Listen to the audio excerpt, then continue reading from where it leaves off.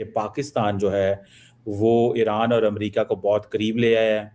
और सबसे बढ़ के ये है कि कल रात जो है वो बड़ी इम्पोर्टेंट थी, जिसमें फील्ड मार्शल आसम मुनीर और अमेरिका के वाइस प्रेसिडेंट जो हैं वो सारी रात राब्ते में रहे हैं और बहुत सारे जो ब्रेक थ्रू हैं तारड़ साहब वो हुए हैं। चीमा साहब, एक बात मैं देख रहा हूं, इस्लामाबाद अकॉर्ड कामयाब हो या ना हो, लेकिन आपके पड़ोस के हालत जो है वो कपड़े अपने उतार के उनको आग लगा देंगे, और अब उसका आप पे क्या असर होगा, ये बड़ा देखने वाली बात है। इस वक्त आप खबरों में इतने ज्यादा हैं कि आपके पड़ोस के लोग हैं, उनके मुंह से अब झाग निकलनी शुरू हो चुकी है। आरएसएस अपने एजेंडे से इलेक्शन जीत जाती है, लेकिन भारत हार जाता है, ये कन्फर्म है। हर इलेक्शन में जो ये पाकिस्तान और इस्लाम के खिलाफ प्रोपेगेंडा करके इलेक्शन जीतते हैं, उसमें भारत हार जाता है। भारत 50 साल पीछे चला जाता है। आज आपका इस्लामाबाद अकॉर्ड हो ना हो, आपके पड़ोसियों के मुंह से झाग निकलनी शुरू हो चुकी है। मैं 10 मई के बाद चीमा साहब मैंने मीडिया बंद कर दिया भारत का देखना। वहां पे एक भी जर्नलिस्ट नहीं है, सारे बीजेपी के मुलाजिम है, सारे मुलाजिम। इतनी नफरत है मुसलमानों से, इतनी नफरत है। उनकी लाइव ही गैस के ऊपर खाना किस तरह बना रहे थे अभी? अपनी गाड़ियों में जो मुसलमान मुल्कों से तेल आ रहा है वो क्या अपनी गाड़ियों में डाल रहे हो? साइकिलों पे फिरो, खोतों पे फिरो, गधे ले लो फिर तुम। जानदा पैसा वेखो ना, पता लग गया ना चीमा साहब, पता अगो 2 एटीएम मशीन लभ गई अडानी ते अंबानी। इधरों पैसे उधरों देंगे, उधरों पैसे फिर के इन्होंने को आ जाते अकाउंट च। कि एक तो मैंने बता दिया ना कि कांग्रेस वाले ने अगले दिन स्पीच दी, पता नहीं किस तरह घूम रहा है आजादी के साथ आज भी, हूं तक तो चुके जाना चाहिए। दूसरा एक बंदा अगले दिन मैं चीमा साहब पढ़ा, उसने एक हिंदू है कम्युनिटी, उन्होंने मिलकर मुसलमानों को जगह डोनेट की है किसी स्टेट के अंदर। और तीसरे कुछ हिंदू ऐसे थे जिन्होंने अगले दिन नमाज पढ़ रहे थे पाकिस्तान मुसलमान, उनके ऊपर फूल फेंकते रहे उनके ऊपर। कुछ स्टेटें हैं ऐसी। तो भैया पाकिस्तान का साजिद तरार और चीमा एक बार फिर से मैदान में आ चुके हैं, और अब की बार ईरान ने जो इनके मुंह पर जूता मारा है, जो 45 दिनों का ये लोग सीज फायर करवाना चाहते थे वो हुआ नहीं, तो ये इसका दोष भी भारत के ऊपर मढ़ रहे हैं। तरार बहुत बुरी तरीका से भारत पर भड़का हुआ है। पहले इन दोनों की हम बातचीत सुनते हैं कि ये भारत के बारे में क्या बोल रहे हैं, बाद में इनके ऊपर डिटेल डिस्कशन करेंगे कि तरार को इतनी तकलीफ हो क्यों रही है। आपने बड़ी सख्त एक तो स्टेटमेंट दी ईरान के बारे में।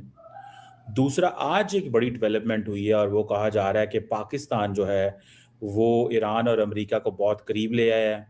और सबसे बढ़ के ये है कि कल रात जो है वो बड़ी इम्पोर्टेंट थी, जिसमें फील्ड मार्शल आसम मुनीर और अमेरिका के वाइस प्रेसिडेंट जो हैं वो सारी रात राब्ते में रहे हैं और बहुत सारे जो ब्रेक थ्रू हैं तारड़ साहब वो हुए हैं।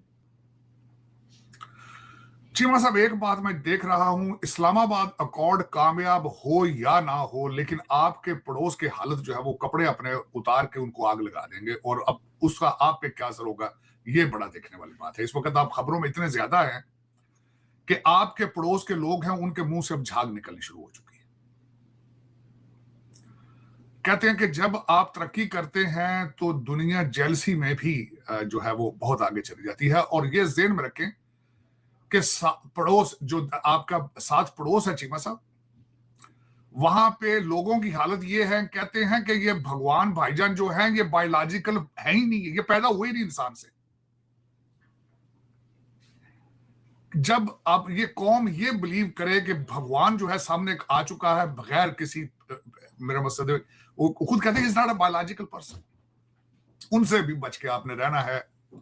और उनके पास सिर्फ 2 तरीकाकार है, उनके पास और कोई तरीकाकार। एक तो वो अपने सोमनाथ के जो गिराने वाले रिश्तेदार उनके जो नए बन गए हैं, जाइनस बाप हैं, ये भाई हैं, तो जाइनस दोस्तों को और सोमनाथ को गिराने वालों को, इन दोनों को ओबलाइज करने के लिए वो आपके मशरकी बॉर्डर के ऊपर। और तीसरा ये इस्लामाबाद अकॉर्ड, ये इनसे हजम नहीं होगा चीमा साहब। दूसरा आगे चलते हैं चीमा साहब, जो बात करना मैंने इस वक्त वो देखे है तो इससे टॉप सीक्रेट वो जो अकॉर्ड पेश किया गया है, लेकिन 2 चीजें अर्ज करना चाहूंगा जो डेवलपमेंट हुई है पिछले 2 दिनों में। एक तो जवाद जरीफ साहब ने बड़ा अच्छा प्रपोजल पेश किया था अगले दिन कि हारमूज को किस तरह खोला जा सकता है। उनकी बड़ी अच्छी प्रपोजल थी, मैंने उसको बड़ी डिटेल से पढ़ा। मैं समझता हूं कि इट्स वेरी रीजनेबल और टाइम हैज कम अप कि अब लफ्ज होता है एनफ इज एनफ। तो मेरा जो जहन मानता था कि अब जंग बंदी की तरफ जाया जाए, लेकिन उसमें सवाल ये पैदा होता है, देखिए ना चीमा साहब, इस जंग के अंदर अमेरिका के तो अहदाफ कोई नहीं थे ना। अमेरिका तो यही कहता था ना जी न्यूक्लियर था, जी न्यूक्लियर था, मिसाइल सिस्टम, वो तो तबाह कर दिया गया जब 3.5 लाख घर गिरा दिए गए हों, सारा कुछ जगह ही कुछ। बल्कि हमारे प्रेसिडेंट ट्रंप साहब ने खुद कई दफा फरमाया कि अब वहां पे टारगेट तो बचे ही नहीं जिस पे हम हमला करें। अब दूसरी पार्टी जो है इस जंग की बेनिफिशियरी कौन है? वो इजराइल है। इजराइल के अपने ऑब्जेक्टिव है। अब यह सवाल यह है कि उन्होंने अपने ऑब्जेक्टिव हासिल किए या नहीं किए। अच्छा, उनके ऑब्जेक्टिव के अंदर सिर्फ ईरान नहीं है, उनके ऑब्जेक्टिव के अंदर यह है कि इस ईरान की जंग की आड़ में लेबनान पे कब्जा करना, उनकी जंग की आड़ में अगर कोई बचा कुचा अगर गजा है उसको के साथ तबाह करना है, उनकी जंग के अंदर सीरिया के अंदर जो कुछ वारदात उन्होंने डालनी है वो क्या है, क्योंकि they are out of control. ये दुनिया को, मैं बल्कि सिर्फ मुसलमान दुनिया ही नहीं है, पूरी दुनिया को देखना होगा कि हाउ टू इजराइल को किस तरह आगे कंट्रोल करना है। उसकी वजह मैं बताना चाहूंगा चीमा साहब। एक नया आर्टिकल मैंने पढ़ा है कि इजराइल की इंटेंशंस क्या है। जब अमेरिका अपने आप को मॉनरो डॉक्ट्रिन में लिमिटेड कर लेगा तो मिडिल ईस्ट के अंदर नया रोल, नया चौधरी बनना चाहता है इजराइल। तर साहब, नरेंद्र मोदी साहब जो हैं वो माहौल गर्म कर रहे हैं हमारे यहाँ पे। ये क्यों कर रहे हैं? कल भी उन्होंने कहा है कि वो कश्मीर फाइल्स देखो, फलानी फलानी मूवीज देखो, धुरंधर देखो, वो ऐसी मूवीज हैं जो पाकिस्तान के खिलाफ हैं। तो पाकिस्तान में कहा जा रहा है कि ये शायद इलेक्शन आ रहे हैं दोबारा कुछ स्टेट्स के वहां पे, तो फिर ये माहौल लड़ाई वाला और पाकिस्तान के खिलाफ किया जा रहा है। या कि आप समझते हैं कि ये जो पाकिस्तान को इस वक्त कामयाबियां मिल रही हैं, इस पे थोड़ी डिस्ट्रैक्शन वो जो है वो करना चाह रहे हैं? आपको लगता है कि हालांकि तार साहब, अगर जंग बंद होती है तो हमारे दोस्तों भारत का, उनका भी फायदा है, उनकी भी इकोनॉमी बेहतर होगी, उनको भी फ्री फ्लो ऑफ ऑयल मिलेगा, उनके लोग भी मिडिल ईस्ट में बैठे हैं, उनकी जो रेमिटेंस है वो बंद होगी, उनके लोगों ने, उन्होंने स्पेशल कहीं चार्टर्ड जहाज किए। तो पाकिस्तान की एफर्ट्स को तो इंडिया को सपोर्ट करना चाहिए, प्राइम मिनिस्टर मोदी को, जयशंकर साहब को। तो वो सपोर्ट नहीं कर रहे और उल्टा जो है ये माहौल थोड़ा तेज कर रहा है, जिसकी वजह से कई लोगों का कहना यह है कि इंडिया भी पाकिस्तान के खिलाफ जो है वो कुछ कर सकता है। और आज ख्वाजा आसिफ ने कहा है कि हम कलकत्ता तक जाएंगे, पिछली दफा हम 250-300 किलोमीटर तक रहे थे। चीमा साहब, दर हकीकत दुख से दुख की बात कहूंगा, आरएसएस अपने एजेंडे से इलेक्शन जीत जाती है लेकिन भारत हार जाता है, ये कन्फर्म है। हर इलेक्शन में जो ये पाकिस्तान और इस्लाम के खिलाफ प्रोपेगेंडा करके इलेक्शन जीतते हैं उसमें भारत हार जाता है। भारत 50 साल पीछे चला जाता है। चीमा साहब, उसमें दर हकीकत मैं बिल्कुल देख रहा था सबकी स्टेटमेंटें कि अभी तक जो है संधूर अभी जारी है, फलाना है, ये है। लेकिन चीमा साहब, दर हकीकत इस वक्त जो मैंने बताया था ना, आज आपका इस्लामाबाद अकॉर्ड हो ना हो, आपके पड़ोसियों के मुंह से झाग निकलनी शुरू हो चुकी। मैं 10 मई के बाद चीमा साहब मैंने मीडिया बंद कर दिया भारत का देखना। वहां पे एक भी जर्नलिस्ट नहीं है, सारे बीजेपी के मुलाजिम है, सारे मुलाजिम। चैनल बोले तो खरीद लिया जाता है। कल कांग्रेस में किसी खूबसूरत, पता नहीं कांग्रेसी पता नहीं बुलेट प्रूफ जैकेट पाई फिर देंगे कि मैं फिर रहे हैं, पता नहीं, I have no clue about it. 2 लोगों पे मुझे बड़ी तशवीश है चीमा साहब। एक तो स्टेटमेंट किसी ने दी, उन्हें कहा इस्लाम से इतनी नफरत है, मुसलमानों से इतनी नफरत है, उनकी लाई हुई गैस के ऊपर खाना किस तरह बना रहे थे भाई? अपनी गाड़ियों में जो मुसलमान मुल्कों से तेल आ रहा है वो क्या अपनी गाड़ियों में डाल रहे हो? साइकिलों पे फिरो, खोतों पे फिरो, गधे ले लो फिर तुम, अगर इतनी नफरत है। उधर से तेल आए, उनको भाई जाके चुमिया लेंदे उठे जाके, जिस टाइम 9 मिलियन से ज्यादा इस वक्त चीमा साहब आपके इंडियन जो है गल्फ स्टेटों में अंदर, उनको वापस बुलाओ। अबू धाबी के अंदर इतना बड़ा मंदिर बनाने की क्या जरूरत थी भाई? वो इस्लामिक स्टेट नहीं, वहां तो अजान है 5-5 दफा। चीमा साहब, इतनी नफरत है, मैं समझता हूं इस बंदे ने इतनी ज्यादती की है अपनी कौम के साथ। मैं पिछले दिनों दुबई के अंदर था चीमा साहब, अबू धाबी, तो एक दोस्त ने मुझे कॉल करके कहा, उसने कहा यार एक घर बड़ा सस्ता लगा है, आप एक्सट्रीम देखें नफरत की क्या। मैंने कहा क्यों भी सस्ता क्यों लगा? उसने कहा बहुत अच्छी पॉपुलेशन है, बड़ा अच्छा है, बड़ा खूबसूरत घर है, आके देखो, बड़ा सस्ता ले दूंगा। मैंने कहा क्यों? कहता वहां पे इंडियन है, एक हिंदू है, हमारा दोस्त ही है, क्योंकि घर के नजदीक मस्जिद की बुनियादें रखी गई हैं, तो वो कहता है मैं इस घर में नहीं रहना क्योंकि यहां अजान की आवाज आएगी। तो भी तुम कंट्री छोड़ दो, निकलो वहां से, तुम निकलो। लेकिन चीमा साहब, दर हकीकत नफरतें, एक तो सबसे बड़ी नफरत बिकती बहुत है बड़ी तेजी के साथ। ये बड़े स्मार्ट लोग हैं, बड़े स्मार्ट लोग। आरएसएस और बीजेपी इतनी स्मार्ट है चीमा साहब, अब तो ये जाएंगे नहीं, ये अब ये इंडिया नहीं छोड़ते। जितना पैसा इनके पास है, किसी सारी अपोजिशन इकट्ठी होकर पैसा इकट्ठा कर ले, इनका इतना पैसा इनके पास है। दूसरा, इन्हें टूल का पता चल गया है कि किस तरीके से डराना है, जजों को किस तरह डराना है, अवाम को किस तरह डराना है, और उस देखिए एक मजहब बेचते हैं दूसरा डरा के। अब ये नहीं जाते चीमा साहब, ये इंडिया का सत्यानाश करके जाएंगे, इंडिया तबाह करके जाएंगे, क्योंकि नफरतों के अंदर कंट्री तबाह ही होते हैं, आगे नहीं जाते। इनको ये नहीं पता। मैं समझता रहा हूं ये स्मार्ट लोग हैं, और खासकर मैं समझता था खतरी बनी है, बड़े स्मार्ट लोग हैं, कारोबार पे ध्यान देते हैं, लेकिन वो खतरे बनी है, बेचारे यहां से भाग के दुबई चले गए हैं, अमेरिका चले गए, पैसा निकाल के भाग गए। चीमा साहब जहां आखिरी पॉइंट नहीं, चीमा साहब जहां दो बंदे थप्पड़ मार रहे हो एक दूसरे को, पैसा वहां नहीं रहता, पैसा भाग जाता है वहां से। पैसा सिर्फ पैसा वो जगह पसंद करता है जहां अमन हो, पीस हो, जहां मोहब्बत का पैगाम दिया जाए, पैसा भाग जाता है वहां से। बल्कि अडानी अंबानी भाग रहे हैं, अमेरिका के अंदर रिफाइनरी लगा रहे हैं, तो इंडिया में क्यों नहीं लगाई भी उन्होंने? यहाँ ब्राउन्सविल टेक्सास में रिफाइनरी लगा रहे हैं, क्यों? क्योंकि उन्हें पता है इसका कोई मुस्तकबिल नहीं है इंडिया का अंडर दीस सर्कमस्टांसेस। आरएसएस तो आगे 50 साल यहां से नहीं जाती, और उनके पास टूल क्या है? सिर्फ 2 टूल है, पाकिस्तान की नफरत है और इस्लाम से नफरत है, और डबल स्टैंडर्ड है उसमें। सोमनाथ के मंदिर वाले रिश्तेदार बना लिए, भाईजान है उनके, जायनस जो है बाप बना लिया उन्होंने आरएसएस ने। तो इनका बचना है पॉसिबल? अब जायनस कहता है कि ग्रेटर इजराइल बनाना है, ये कहते हैं जी हमने अखंड भारत बनाना है दोनों को प्रैक्टिकल इसका अगर किया जाए तो हो सकता है ये पॉसिबल। देखिए ना, ये तो चीमा साहब एक विश हो सकती है, ख्वाहिश हो सकती है, प्रैक्टिकली नहीं होगा। ये कौम के बच्चे मरवाएंगे, और उसमें क्यों मरवाएंगे? देखिए उसका पहला फ्रूट तो आ चुका है चीमा साहब। बांग्लादेश इनके हाथ से निकल गया है चीमा साहब, नेपाल इनके हाथ से निकल गया है। और मैं history, according to the history, कोई कंट्री तरक्की नहीं कर सकता जिसके आसपास रिलेशनशिप खराब हो, जिनके साथ बॉर्डर लगते हो, क्योंकि ट्रेड नहीं हो रही होती चीमा साहब, वो चोक हो रहा था अंदर बैठ के। तो चोक तो हो रही है पहले। और दूसरा मैंने बताया था ना, ये इस्लामाबाद अकॉर्ड आपको इंटरनेशनल अरीना में बहुत आगे लेके चला जाएगा, लेकिन ये जो आपके साथ बैठे हैं क्योंकि इलेक्शन हारना, देखें ना, इलेक्शन हार जाएंगे ना फिर। अगर पाकिस्तान राइज करता है तो अवाम इनके गिरेबान पकड़ते हैं, क्या? क्योंकि इनकी बीजेपी की पहली जो इनकी थी पॉलिसी कि पाकिस्तान के पीछे जाना है, दहशतगर्द। मैं बता रहा हूं चीमा साहब, बिल्कुल वहां पे प्लानिंग हो रही होगी इस वक्त फॉल्स फ्लैग किसी ना किसी ऑपरेशन की, गारंटी कर देता हूं।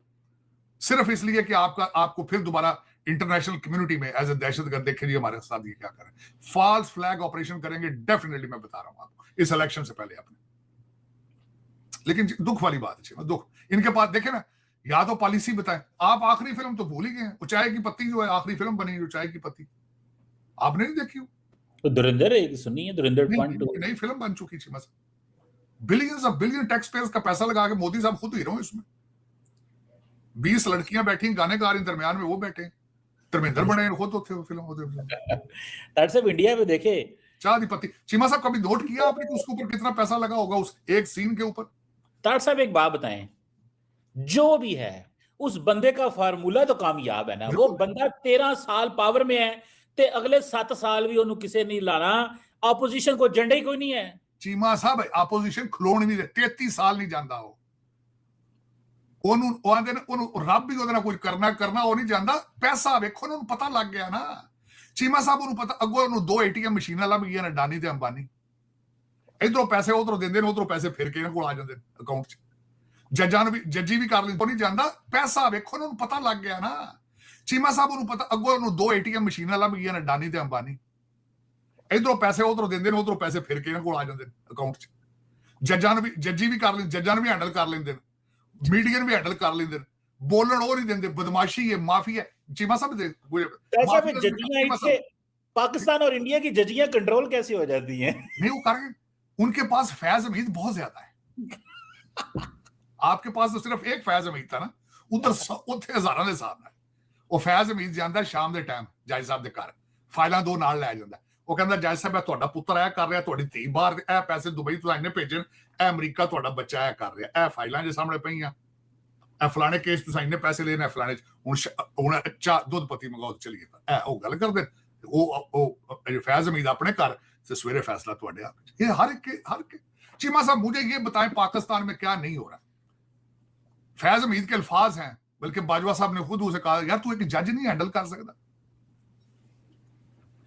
तो चीमा साहब उधर हैंडलर बहुत ज्यादा है उनके पास हैंडलर जज वाले भी हैं, मीडिया हैंडलर भी हैं, उधर हर चीज के साथ हैंडल लगा हुआ है।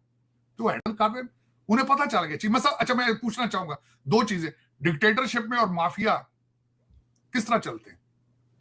चला रहे हैं उस तरह, बोल के बखाओ ना चीमा साहब। मैं दूसरा बंदा तो आपने पूछा ही नहीं मुझसे कि एक तो मैंने बता दिया ना कि कांग्रेस वाले ने अगले दिन स्पीच दी, पता नहीं किस तरह घूम रहा है आजादी के साथ आज भी, वो उन तक तो चुके जाना चाहिए से।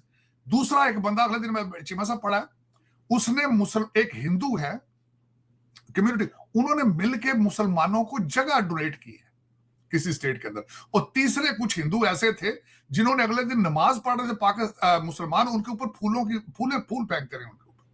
कुछ स्टेटें हैं ऐसी जहां इनकी हुकूमत नहीं है बीजेपी। पता नहीं वो अभी तक किस तरह फिर रहे हैं, पुलिस ने पकड़ा नहीं, उनके ऊपर चरस अफीम या कोई बंदूक या कोई केस नहीं बना, हो सकता जेल में हो, कोई पता नहीं, हमें बाद में क्या पता चला। लोग बेजार हैं चीमा साहब नफरत से, इस वक्त नफरत से बेजार है भारत के अंदर, और सदियों से इकट्ठे रह रहे हैं, चाहे जिस तरह भी थे लोग यहां रह रहे थे। और दूसरी एक बात है चीमा साहब, ये भाजपा जी पंजन ना कि हम मुसलमानों के, तुम पाकिस्तान में हिंदुओं के साथ क्या कर रहे हो? और भाई बात सुनो, हमारी तो पॉपुलेशन ही 95% मुसलमान है, तुम्हारी तो मजबूरी है, तुम्हारा सेकुलरिज्म के बगैर तो गुजारा ही नहीं है तुम्हारा।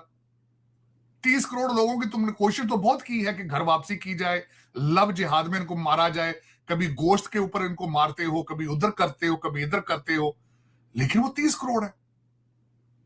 और तुम लकी हो कि वो पंजाबी भी नहीं है, पठान भी नहीं। होंदे पंजाबी तो पठान तो होंदे रिजल्ट निकल जाना से, वो बेचारे छोटे छोटे होने जय श्री राम का नारा मार के बेचारे इधर उधर हट जाते। तुमने बड़ी ज्यादती की, लेकिन ये it's not a winnable formula, it's not a winnable. नफरत ही होती है साहब, उसका एंड रिजल्ट। कहते दो चीजें मैं हमेशा बहसीते बिजनेसमैन, बहसीते एक इंसान, गलत काम का रिजल्ट गलत निकलता है। आप अगर कहें चीमा साहब कि आप नफरत इसकी बेस पे लॉन्ग टर्म आप कोई कौम के लिए अच्छा कर रहे हैं, my answer will be no, इसका रिजल्ट बुरा ही निकलेगा।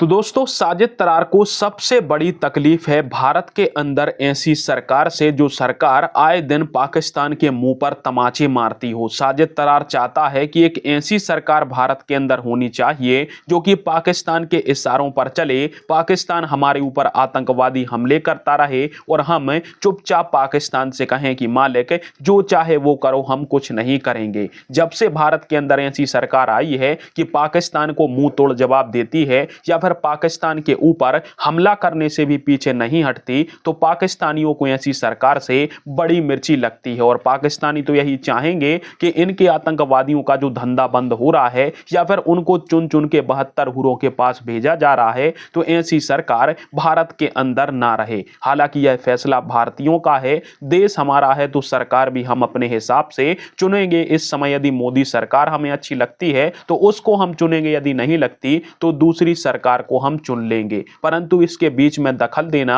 कि कौन सी सरकार भारत में हो, भारत बर्बाद हो रहा है, ये हो रहा है, वो हो रहा है, इसका पूरा जो चिट्ठा है या फिर कहें इसका अधिकार पाकिस्तान को कहां से मिल गया, साजिद तरार को कहां से मिल गया कि वो डिसाइड करे कि भारत में कौन सी सरकार रहे और कौन सी ना रहे। दूसरी बात है, इनके जो इस्लामाबाद एकॉर्ड की बात कही जा रही थी, तो उसको तो ईरान ने 2 घंटे के अंदर ही फुस कर दिया और ईरान की तरफ से साफ कहा गया है कि 45 दिनों का सीज फायर करा के अमेरिका और इजराइल अपने आप को तैयार कर लेंगे और फिर से हमला करेंगे। और सीज फायर के ऊपर उन्होंने साफ इनकार कर दिया है। तो पाकिस्तान का इस्लामाबाद एकॉर्ड तो वैसे ही फेल हो चला है, परंतु फिर भी ये साजिद तरार जैसे लोग खुद को और पाकिस्तान के फील्ड मार्शल को डिप्लोमेसी किंग साबित करने में लगे हुए हैं। जबकि इस्लामाबाद एकॉर्ड को आप ध्यान से देखोगे तो यह कोई सीज फायर वगैरह नहीं था। यह सब इसलिए कराया जा रहा था कि 45 दिनों तक युद्ध रुक जाएगा